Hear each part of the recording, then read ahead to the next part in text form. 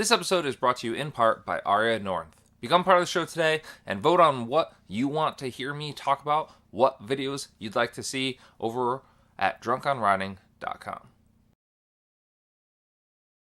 When I was recording my dissection of James S. Murray's Awakened, I made note of the Awakened Creature Contest. And I said I wanted to talk about that.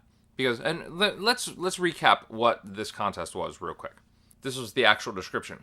Get your work promoted by Murr, featured everywhere online, on Awakened merchandise, and more. And what this is, and why I actually wanted to talk about it, what kind of spurred this conversation today, is that this is the definition of spec work. What is spec work? This is design, artwork, any kind of work, could be writing, could be anything, without actually getting paid up front. So you are doing the work before getting paid, with just the promise of getting paid, not even the promise of getting paid, for the chance to get paid, for the chance to win. A lot of people find this problematic. I had a similar contest back in 2013 or so. I was looking for a cover for my second novel. At the time, it was just an ebook. I've since self-published it as an actual book with a very different cover, much better cover. And I went about it all wrong. I got a lot of feedback that I kind of marinated on. I kind of thought about it over the years, and I just did it wrong. It was a bad idea. Essentially, I wanted cover art for free. I was going to have people vote on it. But that's not the way to do it. I look at somebody like Kind of Funny. They, to me, do it right. They go out there, they say, hey, you're a fan. Have some work, we'll have a little contest, we're going to have some fun. They don't pay people, necessarily. They do pay people sometimes. But it's very different from what I did then versus what they did versus what Murr did with his Awaken contest. And today, we're going to go over some of the pros and cons of spec work, kind of tie in these contests, some other contests that I've been in, that I've been a part of, that I've seen, and just kind of deep dive into why spec work and contests in particular are good, great even, and also horrible pits of despair that should never actually exist. Now, going back to Kind of Funny, that I said that they do it right, and they do, because for them, it's a way to include and be included within their community. They have thousands of fans, millions of listeners and viewers, and having them be a part of the show organically, saying, hey, come on, make a jingle, make a video, submit stuff for us, do some artwork that we will showcase on there, and get your name out there. It's a very good way because these people are part of the community. A lot of them are supporters, they're patrons, just like you may be for this channel. Head on over to Drunk on Writing. Yeah. But now here's a con. These same things are also a really easy way to feel excluded. Because while you may put your heart and soul into one of these contests, into one of these designs, you might not get picked. You might not even be brought up. You might be ignored. And you're not getting paid. You're not getting acknowledged. You're not getting even brought up. That might mentally hurt somebody. Not even a might. It almost assuredly does. Not a good thing to do. Here's a good point. Two Roads Brewing Company. Near me, it's my favorite brewery around. I go there quite often, probably more often than I should. Every year they hold the Con Artist Contest, and every year I have submitted into it. I've come in various places generally, but I've never been paid for it. This last year, I did what I thought was one of my best pieces, but because of the way that voting was set up, it didn't even make it past the first round. The first round of which was voted on by the public. A lot of people have commented on this contest saying it was rigged, you can go in there, you can vote multiple times, people could go in there, it was a popularity contest. It's not the right way to go about it. If you're actually going to judge it, have real judges judge every piece of art. Don't have it come in where there's some sort of popularity, you gotta share it to like it, and you do all that kind of stuff. Don't do that. You're going to exclude people, your number one fans. It's not a good look. Though it is cool that you are getting that many submissions. People want to submit. They want to support you. They want to feel a part of the organization, whether it's Kind of Funny, whether it's Two Roads, whether it's my little rinky-dink show. People want to submit things because they're a fan, because they like you. They want to be part of it.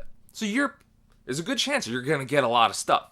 The thing is, though, as I kind of hinted at before, you will get a lot of submissions, but that also means that there is a lot of wasted work, a lot of wasted time, a lot of wasted energy there. If you can only pick one winner, as in the Two Roads contest, or maybe 3 or 4 winners, as in Murray's contest, or, maybe 1 or 2 in some of Kind of Funny stuff, there are a lot of people submitting. They're not even going to come close to being paid, to being acknowledged, to being the winner. But they tried, and they put their time into there. You just wasted how many man hours for this little contest of yours? Is that worth the time involved?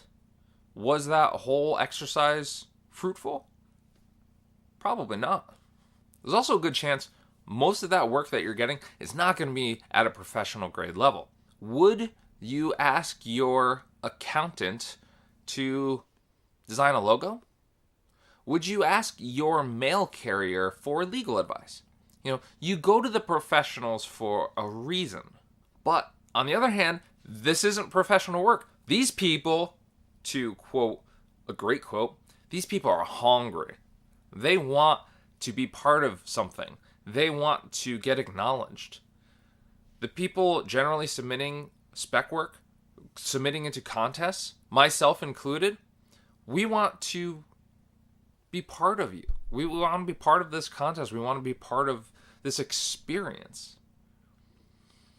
So while it may not be professional, you might get something that would shock you. So you might get something from an accountant.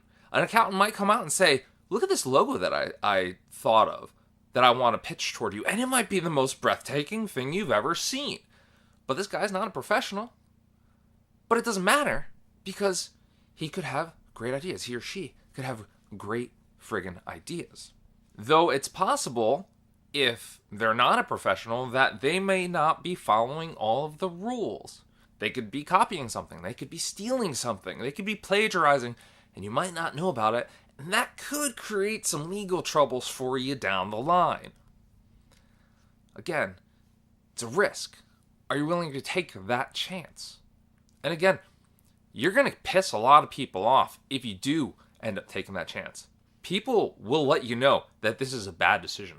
They will come at you for trying to do this. People came at me. And again, small guy, generally a nobody, especially more so back in 2013. I got roasted for trying out this contest. People came at me and are like, this is not right. This is not how you should be doing. You should go to a person and say, hey, I will pay you to design something. Can you please do it? And it's a very different story than this. So you're going to upset some people. May not be the bulk of your audience, but some of them will. Some of them will come out there, and they will be a very outspoken part of your audience as well. But again, that might be worth the risk, because there's a chance you might change someone's life with your contest. If you are a person entering into something, you might be looking to start a new career, a new path. You might be trying to follow a passion that you've always had that you've never been able to quite get into. I go back to the Two Roads contest. The guy who won the very first year's contest, he made this gorgeous painting. I couldn't believe it. I didn't believe it was real until I saw it with my own eyes. But since then, he has done every label for Two Roads Limited Edition Igor's Dream. He makes these labels, and they're exquisite. And it's allowed him to open up to paint other things, to expand his career, to expand his path, to get new opportunities that he may not have had before. So you can, yes, change somebody's life through one of these contests.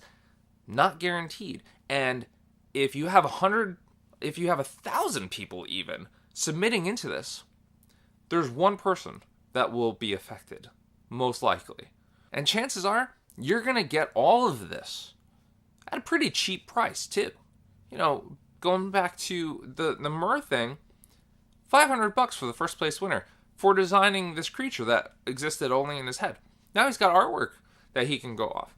Two Roads, they pay up to like $1,000, but they have it up on their walls now, and it makes their room look good. Kind of funny, gets jingles, they get artwork, they got all sorts of things for their channel. I was looking for a book cover. A book cover I can market my stuff with. Those things, if you were to hire somebody, would probably cost a lot more than it costs to do a spec contest. Which also means we're devaluing the art. Whenever we open up a spec contest, whenever we submit to a spec contest, we're saying, yes, here's my art. I'm willing to do it for the chance to be paid. Just the chance, not even a guarantee to be paid. Or, conversely from the other side, I'm saying I will give you such and such amount of money to submit to me, and I will come at it, and if I like it, yeah, I might pay you. Otherwise, I might look at it and be like, oh, you can always take somebody else's thing and just take the idea of it and put it somewhere else, especially in these kind of contests, because if you read the fine print, usually it'll say, you're submitting into this, we have ownership of this now, despite the fact that you never even paid anything for it.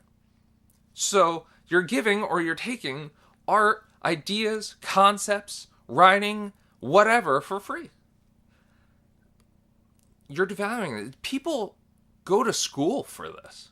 This is a degree. Design is a degree. That's a career. That's a profession. But as I kind of hinted at, there are people who couldn't do this as a profession, didn't go to school, and later on in their lives they want to try something different. I go back to Friends. Chandler he worked on, what did he work on? The Weenus? He worked on the Weenus for years. And all of a sudden he's like, I don't want to do that anymore. And he goes into advertising, and he has to compete with these young, straight out of college interns. Some of them, I believe, are still in college. But he follows his passion. He tries this work, and he gives his ideas away, basically, because he is hungry. He wants to try something new. He wants to flex his creative muscles, do something that is a passion for him, something that actually makes him happy. And isn't that a positive? Isn't that something that we want to encourage people to do, is do and find something that they love? Maybe the first couple of times they have to do it for free because they don't have a portfolio. Maybe they didn't go to school, so you're like, why would I hire this guy? So you get it out, you do some free work, you say, yeah, I'm going to get this out there, I'm going to do some of this, I'm going to build some of that, I'm going to write some of this, and then you got a portfolio, you can come out and you can say, hey, I'm going to do this professionally. Maybe some people go at it that way. Me, I'm still going to be submitting to spec work. Probably won't ask for spec work, at least anytime soon, but I will certainly be looking for partnerships in my future. I would love to partner with people on stuff. And it's not even I want your work for free. I want to collaborate. I want to do something with somebody and put our energies into it collectively and then split the profits. And I think that's the ultimate goal. So when you are coming at this sort of thing and you're taking a look at it, don't think it's necessarily for negative reasons. Don't think people are coming in here because they want to abuse something, abuse a system, or throw it in the face of some professionals who spend their lives studying and honing their craft. Look at it as just a happy little chance at something. A chance at creating. Don't harp on people. Don't hate on anybody. Be happy for them. Support people. Support creators. Support anything. Support everyone. Support drunkenwriting.com. But yeah, those are the pros and cons of spec work and contests. I know there are a lot more, and there are whole websites against spec work, for spec work, listing the pros and the cons and the whys and the why nots. I don't want to fully get into everything. You can look up more and the legal advice of it, the financial potential repercussions of spec work. But just play it smart, do what you want to do, and have fun doing it. That's it. That's all that should be required, because life is too short to be harping on something with negative emotions. This has been Drunk on Writing's reactions to spec work and contests. If you enjoyed this episode, please be sure to give it a thumbs up. Please leave a comment below, and please subscribe to the channel if you really enjoyed it and you want to see more of it, or you would like to vote on other content that you would like to see. Head on over to drunkonwriting.com and become part of the Drunk on Writing clan. Until next time, as always, cheers and keep on writing.